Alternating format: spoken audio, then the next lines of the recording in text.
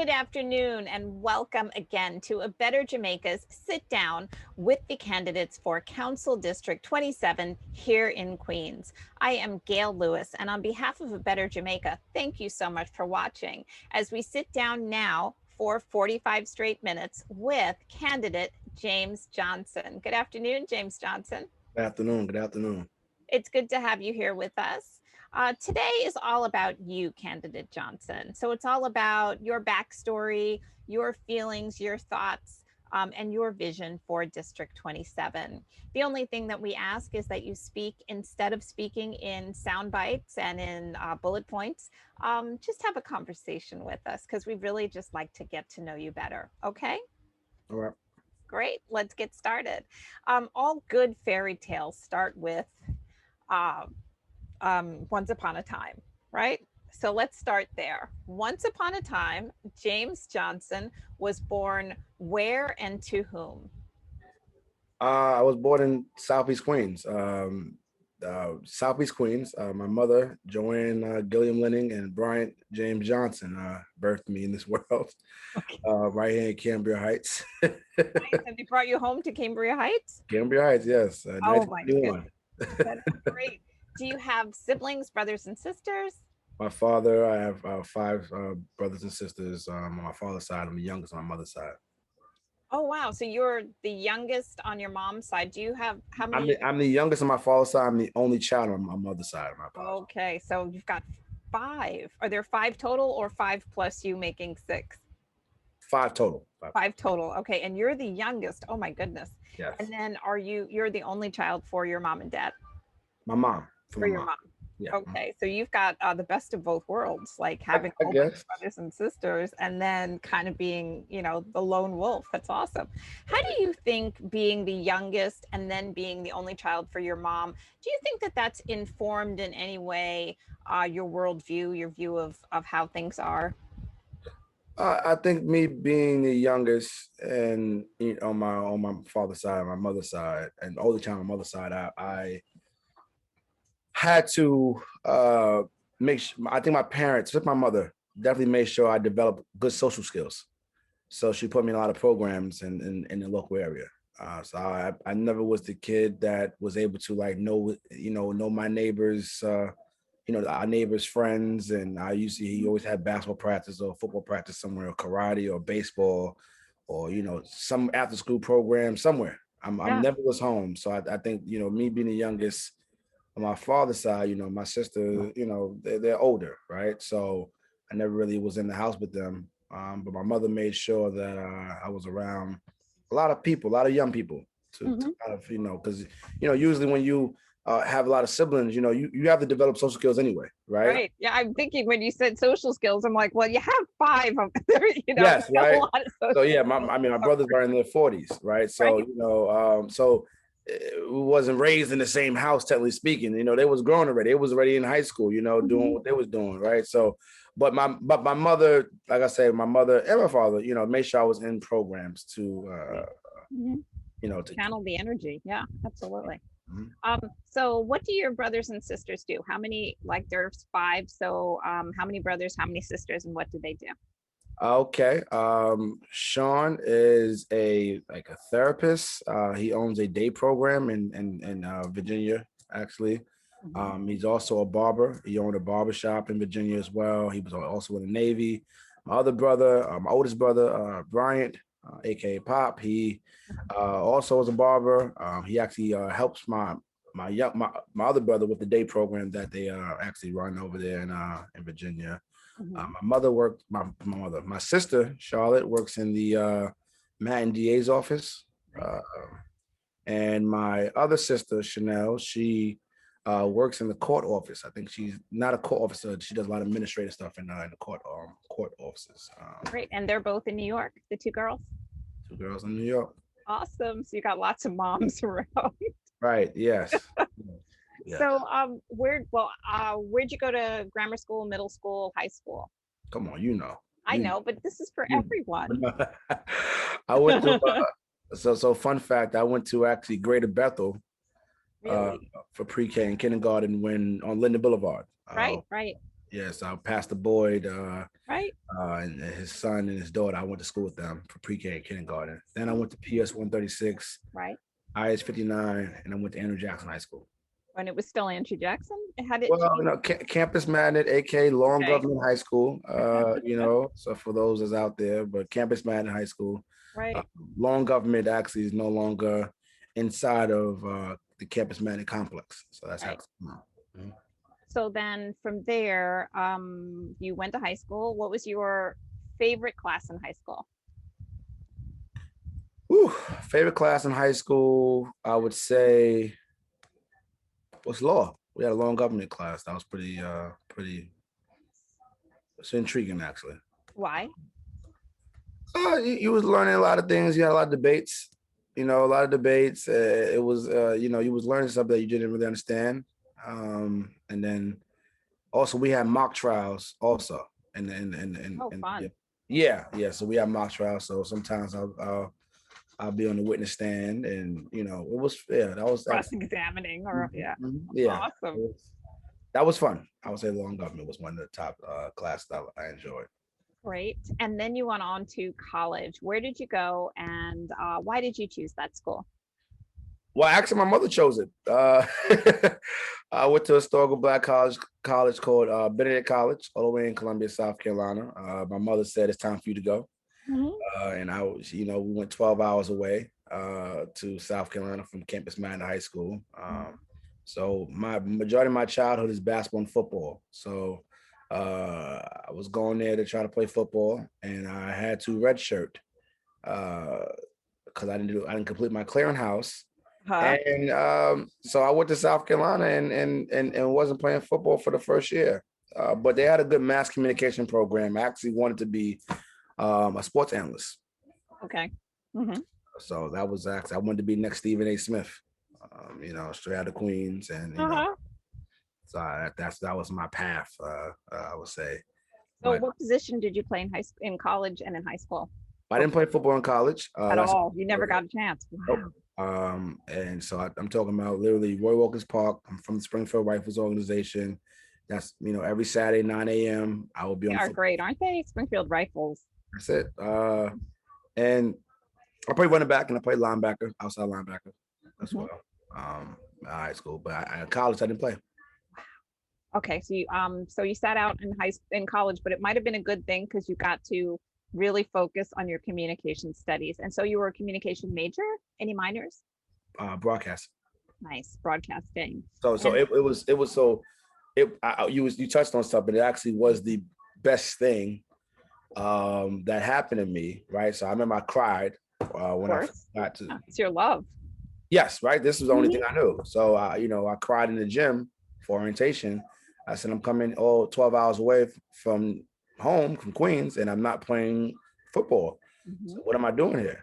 And Right. my mother cried, and it was a big thing. And but then I started to go into HBCU. You're going to find yourself at a Stoke Black College University, and you know, uh, I just I think I was watching the other guys play football, and after they was done playing football, I felt that they put so much into the sport that they need to develop any other skills.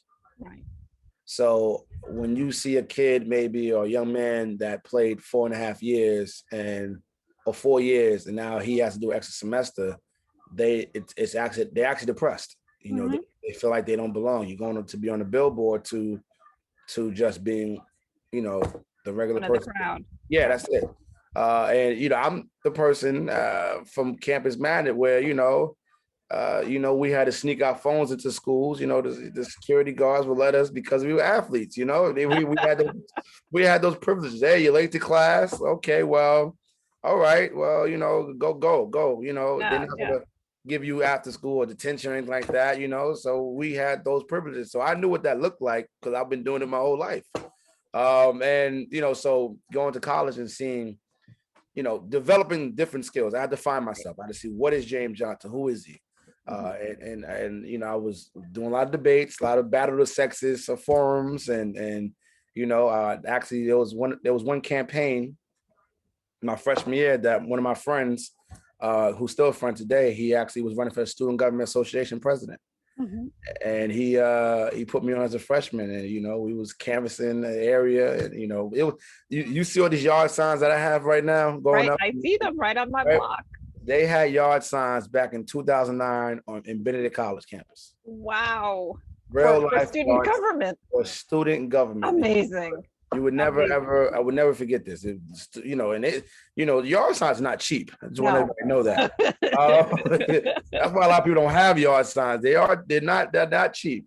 And to Mhm. see that all the way in South Carolina, on a college campus, with probably maybe 4,000 students there, right? It was magnificent. It was an alpha versus omega. I'm an omega, and it was a big thing.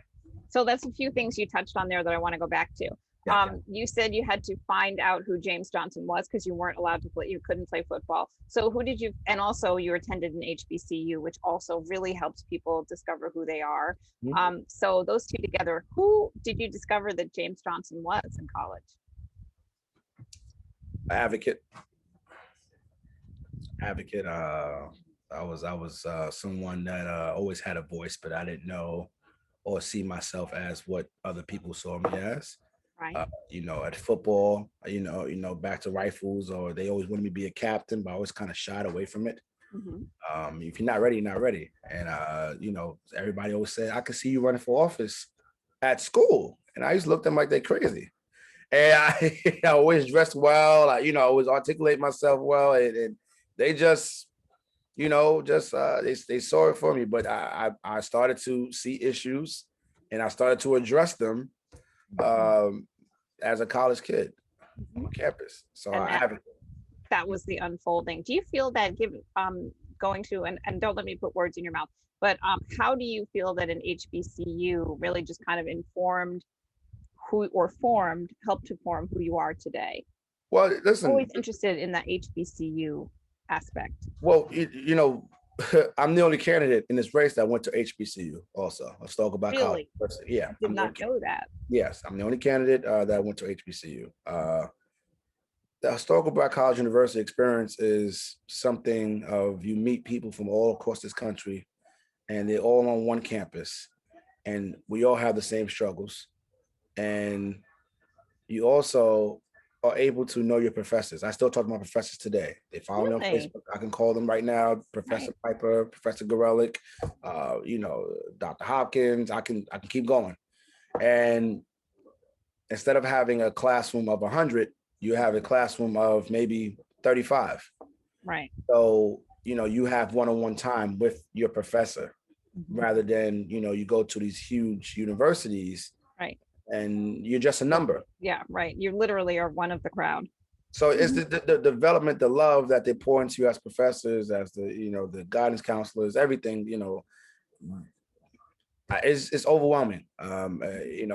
You wish that everybody could experience that love at a school, because you're paying your money, right? You want to pay your money. You want something to to be with you for a while, right? This is you're paying money. Graduation day, exactly. Right. And it's not, you're not a knock on other schools, but you just don't want to be a number. You want people to know you, know who you are, and just feel the potential in you. And HBCU, it's just, if every kid, every Black kid I know can go to Historical Black College University, I would love that, because it's just something that they have to. You're going to go through changes. You're going to, go through depression, anxiety, right? All these things. You rather be at a HBCU rather than another PWI.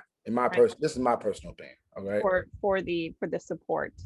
Yes, the support they give you, the structure, and come on now, this is you're going through high school, junior high school, elementary school. The parents could call you and say, "What is your grades?" They can call school. You can't do that in college. College, right? It's a different world.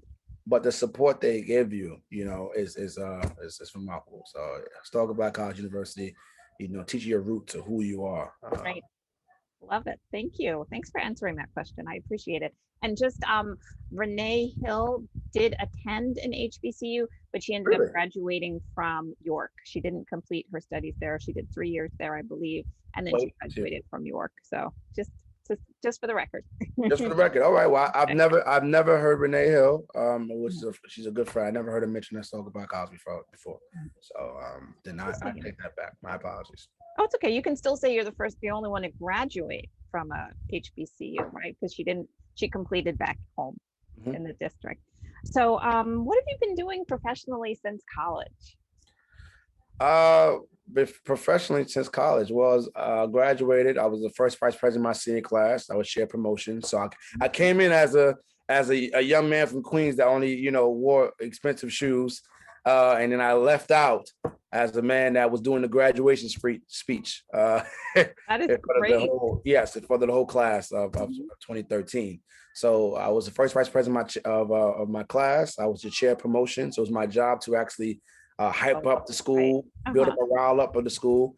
So I always had a bullhorn. I still carry my bullhorn in my car today from college. So if you ever see me with a bullhorn, or you ever need somebody to say something loud, I have seen you with a bullhorn. So yeah, the bullhorn is right here. It's always in my always in the back of my car. Always. Okay. I have seen you with one, so I do know. I can attest to this for the record. It is the same bullhorn since 2010. So you and your bullhorn graduated, and professionally, what did you do? I was a student activities coordinator at Allen University, which is the school next door to Benedict College. So I was able to actually organize events for the school. Nice. And it was after graduation, so you got hired there. Awesome. Hired there. I was also working on campaigns. So I actually worked for the first Black mayor of Columbia, South Carolina, which is Mayor Steve. Political campaigns. Awesome. Okay. So that was the part I didn't mention also. So they, people started to see my talent. So while I was in college as a junior, well, actually a freshman, I was working on Mayor Steve Benjamin's first campaign. And then I was working on the second re-election campaign. So I was the liaison of Allen University and Benedict College. So it was my job to get canvassers paid $10 an hour to, get service learning hours and to knock on doors. So Mayor Steve Benjamin, for everybody, he went to August Martin High School. All right. He did? Really? Oh my gosh. Yes. And he served 2 terms as mayor? Yes.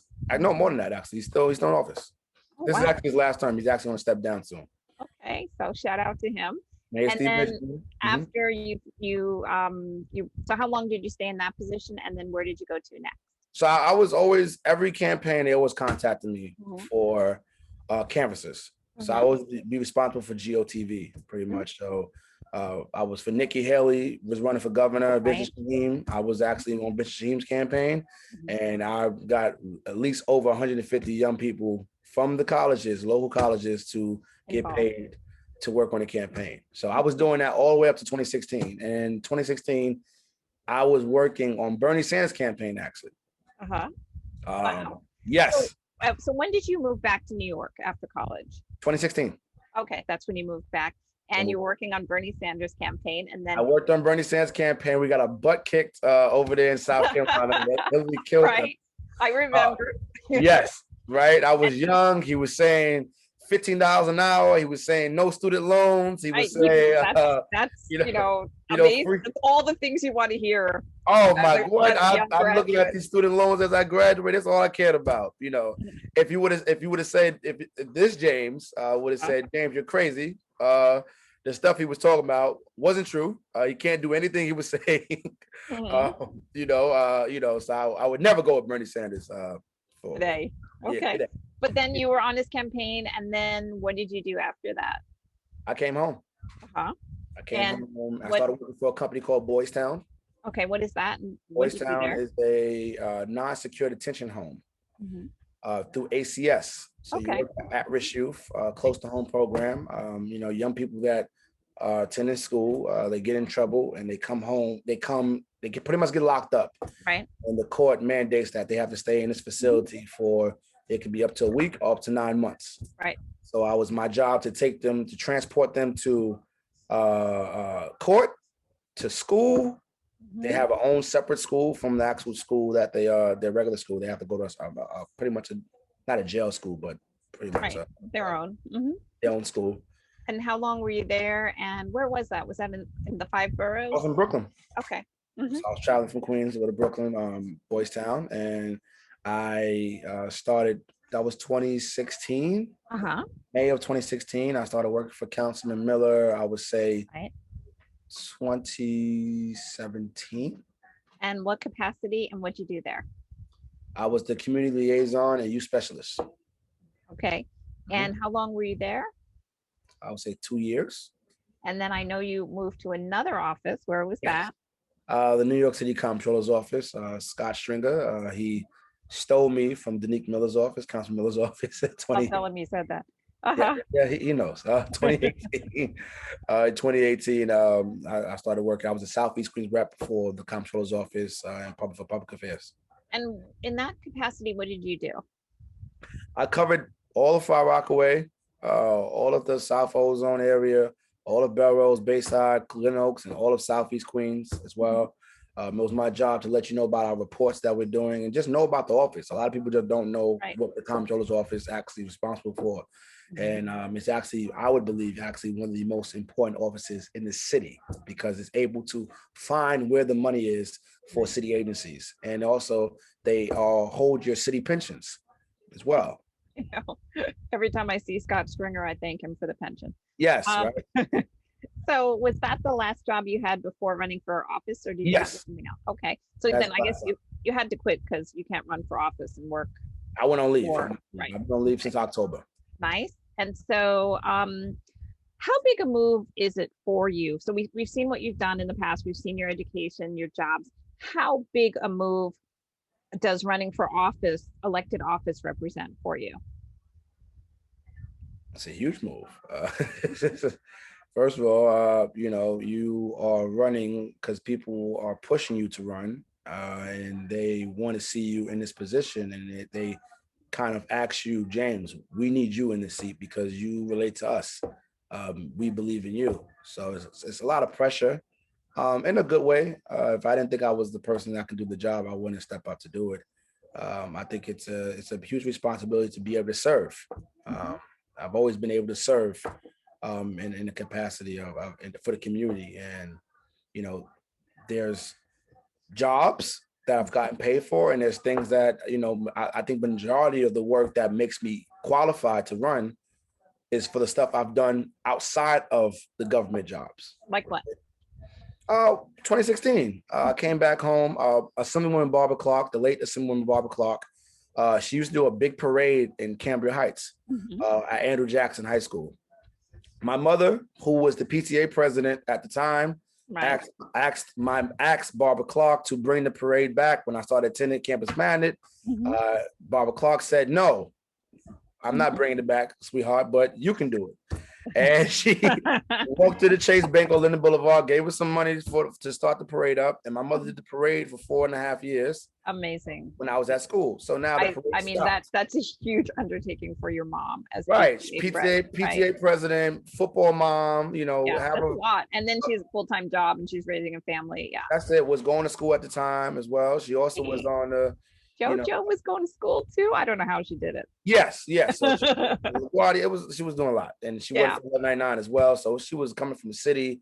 Mhm. And, of course, she had a 14, 15-year-old that, Right. wasn't perfect. So sometimes she might have to leave school, leave work, and come see. Maybe just once or twice. That's it, right? Once or twice, I'm no angel. But So tell me about how you picked up the mantle for the parade. And also tell people what the parade is if they're not familiar. so, like I said, the parade, Miss Barbara Clark used to do in the 80s, 90s. She stopped doing over time. My mother did it when I was attending the school Mhm. for 4.5 years. She stopped. I came home in 2016, working at Boys Town. I did it during Boys Town, actually. I wasn't working for the councilman at all. Wasn't thinking about working for the councilman at So that time. the first one was in 2016 that you did? 2016. Okay. I came home in May, and we did the parade October. Wow. Okay. I And was that was going like 7 years. homecoming, right? I was going 7 years. Actually, the same day that Coach Granby had his street renaming, Right. we did it. And the parade is called We Can Because We Know We Can Community Parade, which is an old Andrew Jackson saying. It Uh-huh. used to be on the bleachers where you can, the writing. Yeah. And it's just a motto that, a lot of the community represents, that knows that, we can because we know we can is an old saying that, Jacksonites would kind of, Would know. would know, but more importantly, it was known as a negative school, right? And if you made it out of Jackson, Andrew Jackson, then you can go anywhere. So it kind of pumped them up to actually to push through and persevere. So we did the parade to showcase the community in a positive light. Right. When I came home, a lot of my friends, a lot of older people, they just didn't really think Southeast Queens was a great place. They lived here, but they didn't see any positive things. They didn't feel, there was no community to them.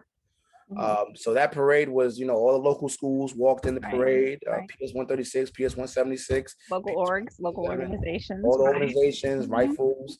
I'm a man of Omega Psi Phi Fraternity Incorporated. So they was the lead sponsor on this event, on this parade, and they are every year. And we've been doing it 4 years in a row now. And every year has gotten bigger and bigger. Last year we had, before the pandemic, we had 200 people. Amazing. So we're looking forward to this October's parade. Yes, now you get to come back. Year. Right? It'll be the 5th year. So 5 years. The pandemic stopped it, but every year has gotten bigger. But it's really to show these young people that this positivity in this area. It's show that. Also, my idea was to get the local schools to get back active and make them come outside to, showcase what you're doing with your kids, right? If you got a step team, if you have a track team, if you have, a debate club, bring them all and walk in the parade. So bring unity. And I got a lot of feedback from that because people didn't really understand what is the showcase the community in positive light. Right.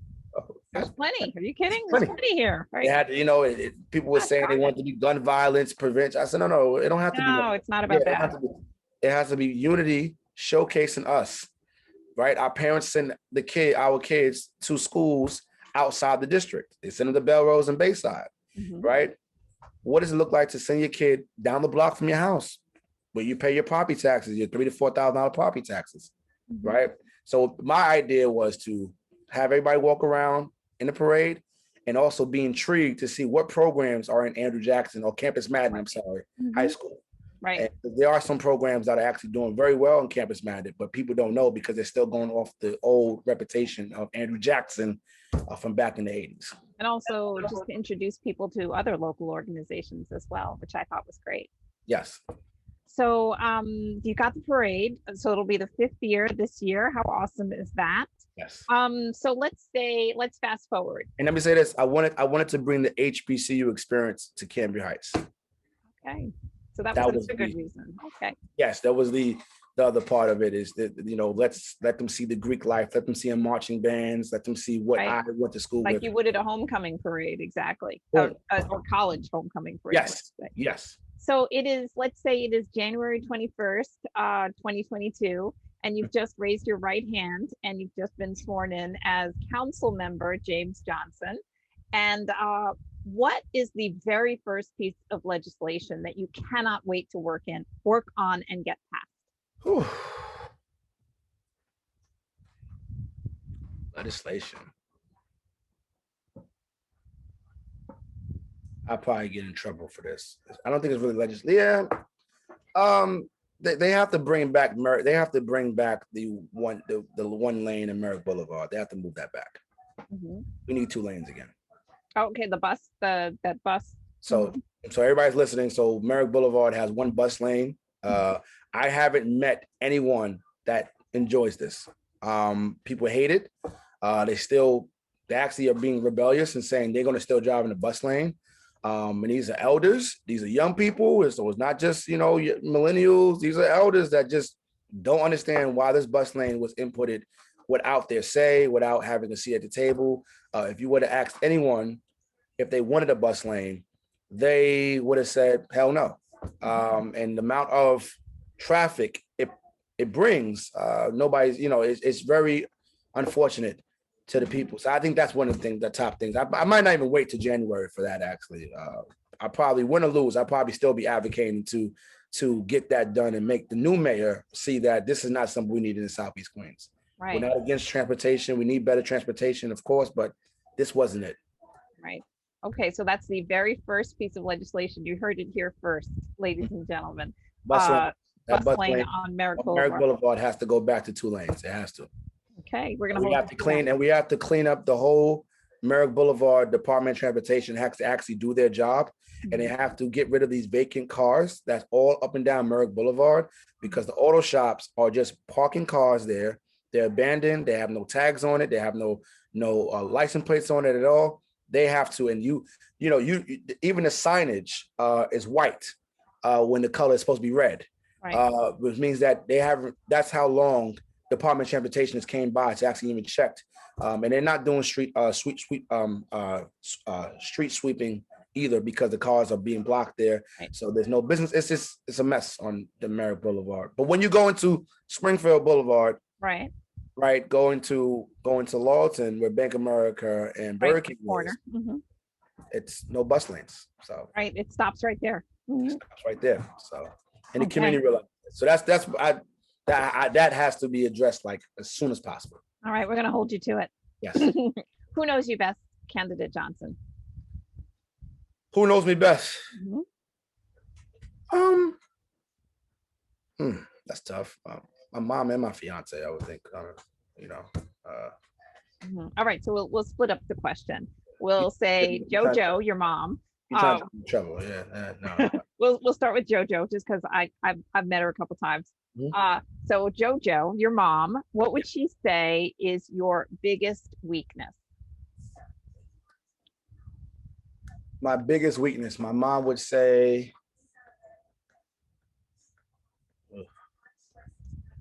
biggest weakness would be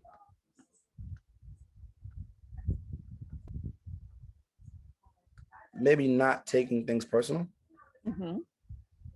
Maybe not taking things personal. Explain. I think there are things that are done in the community that I feel that it's just really on purpose. Like, it's just it's and some people would say it's politics. Some people would say it's that's just how it is. And I don't Right. think that government and politics should be this way. I don't believe so. Okay. And shout out your fiance. Asia Meeks. Thank you, Asia. Hi, Asia. What would Asia say is your fiance? Because we used your mom for the first one, so we'll use Asia for the second one. What would she say is your greatest strength? My greatest strength, Asia would say, leadership. Explain. I necessarily, I'm not afraid to say the things that needs to be addressed. And it's the things, I'm not afraid to say the things that other people are thinking in the room, but they just don't want to say it. So I'm going to say it, and hopefully spark a conversation now. And I think that's what we need in Southeast Queens. As a leader, you have to address things that, other people across the city might not feel is necessary to have in Southeast Queens. But we do need this. We need certain services. We need, better services, quality of life. There's certain things that we, community centers. Listen, I'm sorry. Oh, no, we'll come back to that. But that was your greatest strength, that you say what other people are thinking. I say what other people are thinking. I'm not afraid to be the enemy, and it's not. Let me say this: it's the community wants me to say it. I think that leadership might not want me to say it. Okay, so the community's got your back. Community's got my back. Just name them. Don't explain them. What are the top three, in your opinion? What are the top three issues, problems in the district right now? Top three. Just name them. Don't explain them. Top three issues. Oof. Three issues or problems. Yeah. Vacant storefronts.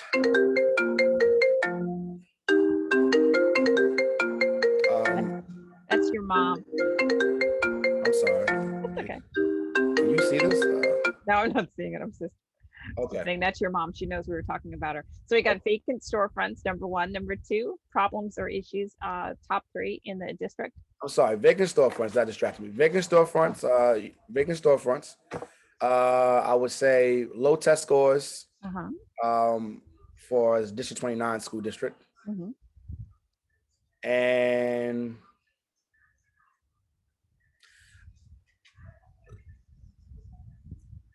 Safety. Okay. Alrighty. So we're going to take them one at a time. So the first one, vacant storefronts. What exactly is the problem and what's your solution? So vacant storefronts, I'm 30 years old. There are vacant storefronts that's been vacant for more than 25 years of my life. They're and landlords are literally sitting on the properties and getting a tax break. So, as me as a legislator, I would love to see these landlords get penalized for having a vacant storefront for 1 year. For more than a year. 1 year, 1 year. Okay. If you own a piece of property in Southeast Queens, you must have a business inside of your storefront.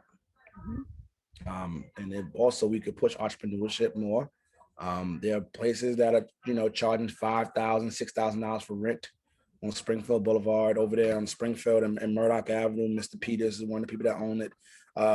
So it's vacant storefronts. It's a huge it's an eyesore as Mhm. well. And young people walk past it, they think that they live in the hood. Mhm. And they don't live in the hood. Your houses on those same blocks are worth $650,000 or $700,000, Mhm. right? So there's no hood here. That houses are well maintained, and there's no hood. But when you go on the boulevards or some areas in the District 27, these are huge problems that I've noticed. Okay. So vacant storefronts, that was number one. And a fine was your solution. Problem number two, low test scores. Explain the problem and explain your solution. So for decades, District 29 school district has been sorry. Uh, for decades, this 29 has had low test scores. You go to some of the schools, ELA, math in the 23s. PS 176 is in the maybe the 50s for ELA and math. But when you go down the block, a PS 147 is in the 20s or 30s. So in junior high schools, et cetera. So the test scores have been low historically. When parents look at these numbers, they say they're going to send their kids to Belrose and Bayside, or maybe pay $20,000 for childcare. I'm on the clock. I have a daughter who was born 2 months ago, and Congratulations. I don't want to pay $20,000 Yeah. for childcare. I certainly don't want to send my daughter 2 to 3 buses away from school when in Long Island or different places you can go to your nearest school down the block.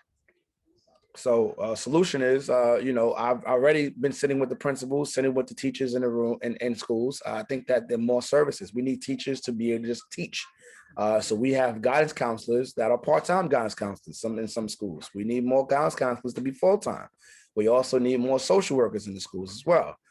There are a lot of issues with our young people. They have anxiety, they have depression. We have a high number of foster care kids that live in District 27 school district, which have not been addressed. We need to give them the proper services that are needed. And also we have to have we actually have to have after school programs. I grew up at a program called Teen Center at IS 59. Teen Center was a great program. Right. You left and maybe after school, 3 o'clock p.m. you left, and then you came back at 6 p.m. It was open at 8:30. Mandated, we have to open up the schools again for these young people for after school. Schools Friday nights, schools should be open. No question about it. School should be open at Friday nights, Saturday nights. Even, I don't know about Sundays, but in the old school days, you used to have a place in the school in your neighborhood, and you know that your son, your daughter was at that location, right? Mhm. You knew, all right. And so we have nothing in Southeast Queens. People want to say beacon programs. That's nice. That's not in every school. Open up the schools in the local areas that are community center deserts, because we are a community center desert. That means it takes us 2 to 3 buses to get to the nearest community center. I've been the only candidate that's been shouting about this to Mayor de Blasio when he wanted to give us Black Lives Matter paint. That was the leverage we had to get a community center in the areas that we needed. Solution. So I kind of went A little off. That's okay. You answered the but question. it's all connected, because you can't ask young people not to, to do well in school, and then there's nothing to do after school. So we also had tutoring at teen center. So we had tutoring. I would love to bring counselors there to speak to kids, make school a resource instead of a punishment necessarily. So I believe that we have to really sit down and around the table and give our solutions of what we want to do. So that's problem number 2. Problem number 3 was safety. What's the problem and what's the solution? Safety. Okay, safety. Well, number 2 kind of connects to safety a little bit because the young people have nothing to do. And my candidates keep screaming out gun violence prevention programs, which is not a solution. That is something that every kid doesn't pick up a gun, right? We want to catch them before they even think about picking up a gun. I've known several candidates that keep saying gun violence prevention.